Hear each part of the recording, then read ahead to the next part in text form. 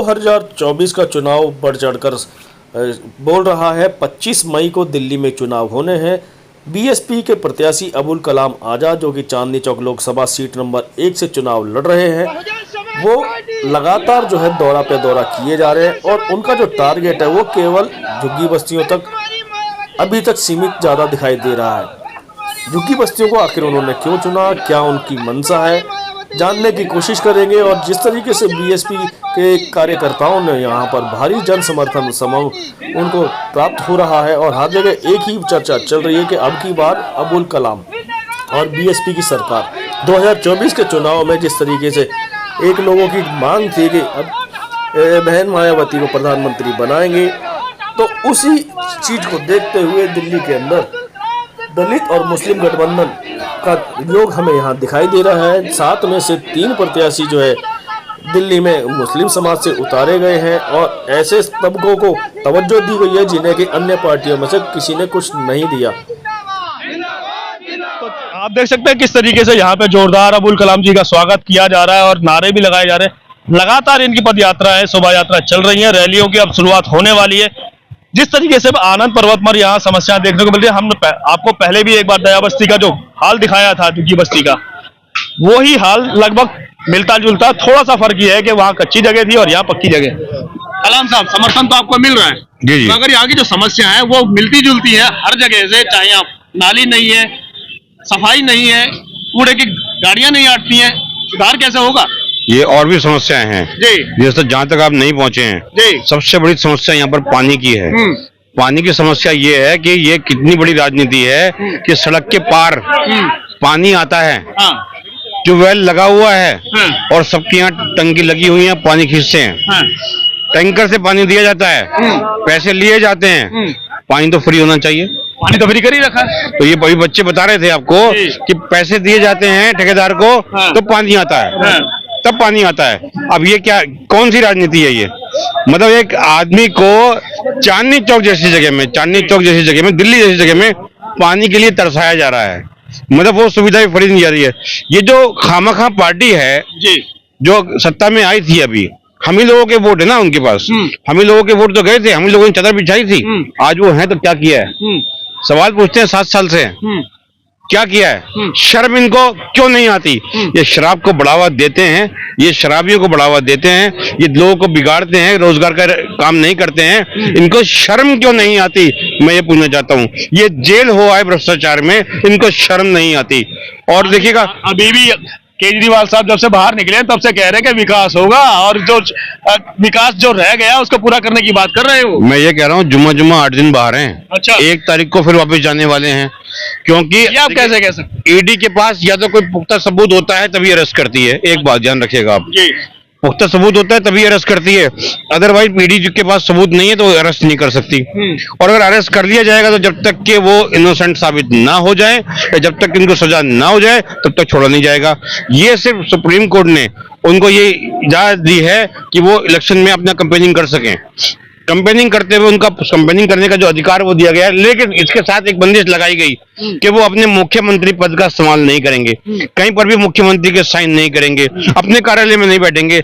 लेकिन इसके लिए सुप्रीम कोर्ट को दता दिखाते हुए उन्होंने क्या किया, अपने मित्र को बुला लिया, शराबी मित्र को बुला लिया, कहां से? पंजाब से, जो मुख्यमंत्री हैं, और उनकी गाड़ी से सफर कर रहे हैं, उनके तरीके से सफर कर रहे हैं, वही फैसिलिटी ले रहे हैं। यानी कि आप देखिएगा कि किस तरीके से ये कि एक आम आदमी होकर के आम आदमी वाला काम नहीं कर रहे हैं, यानी कि ये अभी मुख्यमंत्री नहीं रहे। पार्टी का नाम आम आदमी पार्टी है सर। मैं वही तो कह रहा हूँ, आम आदमी होने के बाद भी आम आदमी का काम नहीं कर रहे हैं। मैं यही बात कहना चाह रहा हूँ आपसे कि ये जो काम कर रहे हैं, फ्री शिक्षा दे रहे हैं, फ्री स्वास्थ्य दे रहे हैं, यात्राचार दे रहे हैं, ये सिर्फ शराब दे रहे हैं लोगों को, बेरोजगारी लोग भूल जाए उनको शराब दे रहे हैं, शराबी बना रहे हैं, जिससे लोग रोजगार के बारे में ध्यान न करें। अच्छा। और आपका रहा जेपी अग्रवाल 3 बार सांसद रह चुके हैं यहाँ पर, आप लोगों को पता होगा।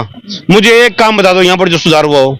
वही घर हैं, वही झुग्गियां हैं, वही झोपड़ी हैं, वही सब चीजें, वही नाली है, वही जो है पानी की स्थिति है, वही स्कूलों की स्थिति है।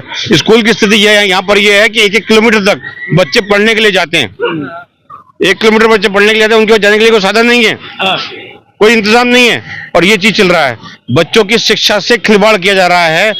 बेरोजगारी से खिलवाड़ किया जा रहा है, रोजगार से खिलवाड़ किया जा रहा है, खिलवाड़ किया जा रहा है तो महंगाई से लेकर के गरीबों से खिलवाड़ किया जा रहा है। गरीबों की ये हालत कर दी है जेपी अग्रवाल ने। अभी समझ लीजिएगा 3 बार यानी 15 साल मौका दिया है। इस बार मैं आपसे कह रहा हूं मौका बिल्कुल मत देना ऐसे भ्रष्टाचारियों को, ऐसे झूठे लोगों को जो वादा तो करते हैं लेकिन पूरा नहीं करते, जो जाकर बैठ जाते हैं संसद में। आप लोगों की आवाज नहीं उठाते, आप लोगों की आवाज नहीं उठाते। वो लोग गरीब ही गरीब की आवाज उठाएगा। आपकी जो पार्टी है बीएसपी पार्टी गरीबों की पार्टी है। पर दिल्ली में आज तक जो है कोई भी सांसद नहीं बन पाया अभी तक, ये भी आपको पता होना देखिए चाहिए। दिल्ली के हालात बदल चुके हैं। हाँ। हाल बदल गए, हालात बदल गए। हाँ। अब ये सब चीज बदलने वाली है, ताल बदल जाएगी। अब देखिएगा बीजेपी बिल्कुल ताल बदल जाएगी। आप देखिए बीजेपी की ऐसी स्थिति हो जाएगी कि नंबर 2 पर जाएगी, कांग्रेस जाएगी नंबर 3 पर। ये बात आप ध्यान रखिएगा। ये हम नंबर 1 पर कौन होगा? हाथी वाले बीएसपी हाथी को तो कह रहे हैं कि नहीं, अरे अभी तो कहता रहा हूं आपको, जो हाल इन्होंने किया है समझने वाली बात है। वही तो मैं कह रहा हूं जेपी अग्रवाल ये आए थे खामखा पार्टी के, हम जो है इनके भ्रष्टाचार हैं, ये है कांग्रेस ने ये किया वो किया है, हम उनको जेल भेज देंगे जी, हम ये कर देंगे वो कर देंगे, और कुछ भी नहीं कर पाए, जनता का भला नहीं कर पाए और भ्रष्टाचार करते करते जेल पहुंच गए। ये तो उनके हालत है। अब ये दोनों चोर मुसेरे भाई एक हो गए हैं। अच्छा।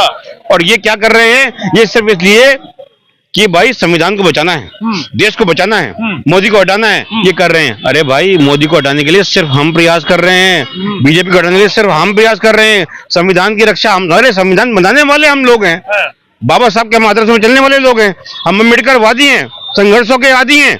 और इसके संघर्ष में चलते हुए काशीराम साहब ने जो हमें नीतियां बनाई थी कि जो जिसकी जितनी संख्या भारी उसकी उतनी हिस्सेदारी, और कहा था कि जिस जहां झुग्गी वही मकान, क्योंकि जो जमीन सरकारी है जमीन हमारी, ये सब नारे दिए गए थे और वो पूरे किए गए थे, वो पूरे किए गए नारे और वो आवाज दिए गए थे। आपने देखा होगा यूपी के अंदर जो राज रहा है, गुंडों का राज खत्म कर दिया था। और कहा गया था, और ये कहा गया था उसके अंदर, कहा गया था कि जो भी गुंडा है या तो वो बाहर छोड़ देगा, यूपी छोड़ दिया गया था, या जेल में गया था, या फिर उसने बदमाशी छोड़ दी थी। अभी उसके बाद में जो आवास बनाए गए थे, आवास दिए गए, हॉस्पिटल दिए गए, उसके बाद मदरसों का भी गठन किया गया, मदरसा बोर्ड का गठन किया गया, मुसलमानों के लिए भी काम किया गया, सभी समाज के लिए काम किया गया, सिख समुदाय के लिए काम किया गया, ईसाई के लिए काम किया गया, हर एक के लिए काम किया गया। और ये बात जो नारे थे जिसकी वजह से वो मकान मिले थे, उसके लिए ये था कि जहां झुग्गी वही मकान, जहां झुग्गी वही मकान, जो जमीन सरकारी है और जो सरकार निकम्मी है। बहुजन समाज पार्टी जिंदाबाद, बहुजन समाज पार्टी जिंदाबाद, बहुजन समाज पार्टी जिंदाबाद। आप ये समझ लीजिए कि आपकी टक्कर जो है किसी ऐसे वैसे से नहीं हुई है, अबुल कलाम आजाद से हुई है, जो पूरा के पूरा बीएसपी का हाथी है। और ये समझ लेना कुचल डाल दिया जाएगा उन सबको किसी भी तरीके से। जो इन्होंने जुल्म किया है मुसलमानों के साथ, जो जुल्म किया है SC/ST के साथ, उसका बदला लूंगा, 100% बदला लूंगा। इनको जेल भेज कर रहूंगा सबको। ये आप बगावत की बात कर रहे हैं? बगावत की बात नहीं कर रहा हूं। इन्होंने ऐसे ऐसे कानून बनाए, ऐसे ऐसे काम किए जो देशद्रोह है, राष्ट्रद्रोह है। यानी कि आप ये समझ लिये किसी भी देश की करेंसी को नुकसान पहुंचाना ये देशद्रोह है। फांसी होनी चाहिए इन लोगों को। सांप्रदायिक दंगे करवाना, हिंदू मुस्लिम करना, हिंदू मुस्लिम का नाम लेकर के लोगों को लड़वाना, ये देशद्रोही है, देशद्रोह है। इसका सजा मिलनी चाहिए। ये इन्होंने देशद्रोह किया, इनको फांसी की सजा होगी। इन्होंने करेंसी को नुकसान पहुंचाया है डिमोनेटाइजेशन करके। यहाँ पर कितनी करेंसी को नुकसान पहुंचाया, आज की हालत कर दी है, लोगों के हाथ में पैसा नहीं है, ये देशद्रोह है। और इसके बाद में जो इन्होंने गालवान घाटी को दे दिया चाइना को, आज चाइना को आंख दिखा नहीं पा रहे हैं, तो क्या इन्होंने देशद्रोह नहीं किया है? देशद्रोह किया इन लोगों ने। और इसके बाद इन्होंने क्या किया है, इन्होंने लोगों के बीच में नफरत के बीज बो दिए हैं। आज इन्होंने हमारी तकिए बदल दिए, बांट दिए हैं, हमारी चादर बांट दिए, हमारे बिस्तर बांट दिए, हमारे प्लेटें बांट दिए, हमारे रिश्ते बांट दिए हैं, हमारे त्योहारों को बांट दिया है। यहाँ तक के गाय हमारी, बकरा तुम्हारा, समझ रहे हैं बात को? तो यानी जानवर तक बांट दिए हैं। ये हालत कर दी है, देश को बंटवारे का काम किया है कि बीजेपी ने। बीजेपी के खिलाफ ये जबरदस्त मुहिम चलाया जा रहा है कि ये लोग वो लोग हैं जो दंगा फैलाने के लिए कुछ भी कर सकते हैं, किसी भी हद तक जा सकते हैं। इनको आप बड़े बड़े आरोप लगा रहे हैं, मगर इस बार वो 400 पार जाने वाले हैं। बड़े 400 पार जाएगा। अगर वो आ गए तो हालांकि वो आने वाले नहीं है, अगर वो आए तो आपका डीजल 400 पार जाएगा, तेल 400 पार जाएगा, आपका खाना 400 पार जाएगा, आटा 400 पार जाएगा। ध्यान रखना आप इस बात को। हालांकि ये होने वाला नहीं है, क्योंकि आज मुस्लिम समाज और तमाम ओबीसी SC ST सब जागरूक हो गए हैं। सबको समझ में आ गया है कि जो खेल इन्होंने खेला है, मंदिर मंदिर का खेल इन्होंने खेला है, जो राम के नाम पर इन्होंने जो आग लगाई है, राम के नाम पर जो आग लगाई है, ये इन्होंने संविधान बदलने के लिए 400 पार कह रहे हैं। और संविधान में जो अधिकार मिले हैं उसके बाद हमारे अधिकार छीनने की बात करें, ये हम अधिकार छीनने नहीं देंगे। ये कितनी भी कोशिश कर लें। उसके बाद जो हमारे खिलाफ खड़े हुए हैं वो कौन है? जो हमारे खिलाफ खड़े हुए हैं वो कौन है? दोनों प्रतिद्वंदी, वो एक ही समाज से आते हैं। यानी कि दोनों ही चाहते हैं कि स्वर्ण समाज का व्यक्ति जीते, सत्ता में आए। हम जैसे गरीब लोगों को, हम जैसे जो है नीची जाति वालों को वो आगे लाना नहीं चाहते हैं। वो किसी समाज को, नीचे समाज वालों को लाना नहीं चाहते हैं। वो किसी भी मुस्लिम समाज को लाना नहीं चाहते। उन्होंने कोई वोट नहीं दी, कोई भी टिकट नहीं दिया है। किसी मुस्लिम को बीजेपी ने कोई टिकट नहीं दिया है, और कांग्रेस ने 2-4 देश के अंदर 2-4 मजबूरी में टिकट दिए हैं, उसके अलावा टिकट नहीं दिया गया है। इसके अलावा आम आदमी पार्टी को देख लीजिए आप। आम आदमी पार्टी ने भी मुसलमानों के लिए, SC ST के लिए कुछ नहीं किया है। आपने सुना होगा राजेंद्र गौतम के साथ क्या किया उन्होंने। अरे वो उनको अधिकार था अपने धर्म के बारे में कहने का, और जो बाबा साहब ने लिख कर गए हैं उसको पढ़ने का अधिकार उनको था। उसको पढ़ा तो क्या किया, मंत्री पद से उनको इस्तीफा देना पड़ा। ये काम किया आम आदमी पार्टी ने। आम आदमी पार्टी ने जरा सा भी स्टैंड लेती तो ये नहीं होता। और ताहिर का क्या हाल किया, ताहिर को जबरदस्ती एक मामले में फंसाया गया और उसको नहीं बचा पाए। ये लोग क्यों नहीं बचाना चाहते हैं? क्योंकि इनकी जो है नीयत खराब है इन लोगों की। अमानतुल्लाह के साथ भी क्या हुआ, यही हुआ। अमानतुल्लाह इनके रंग में मिलते चले गए, कह रहे थे कि भाई ये हमारी पार्टी है और ये आम आदमी पार्टी, आम आदमी की पार्टी है। लेकिन जब उनके ऊपर बीती, जब उनके ऊपर आई, तो उनको एहसास हो गया इस बात का कि भाई अब ये किसी के भी नहीं है। ना ये हिंदू के हैं, ना मुसलमान के हैं, ना SC के हैं, ना SC के हैं, ना ये किसी सिख के हैं, ना किसी ईसाई के हैं। आपने देखा वो लवली जी चले गए कांग्रेस से, कहाँ गए? और मैं ये कह रहा हूं JPB कहां जाएगा? वहीं जाएगा जहां लवली जी गए हैं। ये मैं कह रहा हूं आपसे, क्योंकि ये जो अब आपकी अब आपकी अपील क्या है? चांदनी चौक लोकसभा से आप यहाँ खड़े हुए हैं, आनंद पर्वत में मौजूद है, यहाँ की जनता आपको समर्थन भी दे रही है। अपील क्या करेंगे आप? जनता से एक ही बात कहूंगा, आज कितने दिन बचे हैं? 25 तारीख के लिए 10 दिन बचे हैं। आप 4 साल 11 महीने और 20 दिन अपनी मेहनत से खाते हो ना, अपनी मेहनत से खाते हो। किसी का हराम का पैसा मत लेना। ये आपका जो वोट है ना, ये बहुत कीमती वोट है। मैं भी आपके लिए किस लिए आया हूं? इस वोट की वजह से आया हूं। और लोग किस लिए आते हैं? इस वोट की वजह से आते हैं, क्योंकि आपके पास ताकत है इस वोट की। अपने इस वोट का सही इस्तेमाल करना। बाबा साहब ने जो ताकत दी है आपको संविधान के अंदर, उसका सही से इस्तेमाल करना है। आपने सोच समझ कर वोट देना है। जब घर से बाहर निकलना है तो सिलेंडर देख लेना, सिलेंडर का रेट देख लेना, बच्चों की शिक्षा देख लेना, बच्चों के अधिकार को देख लेना। संघर्ष करो, हम तुम्हारे साथ हैं।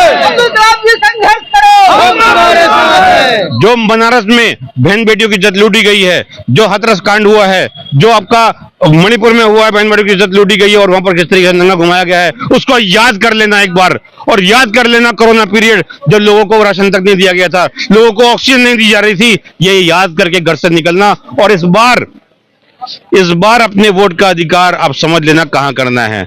अपनी पार्टी में करना है अपने।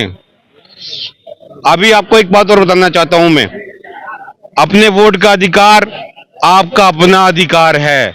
आपको यह अधिकार दिया गया है, संविधान ने दिया है, इसका भरपूर इस्तेमाल करना।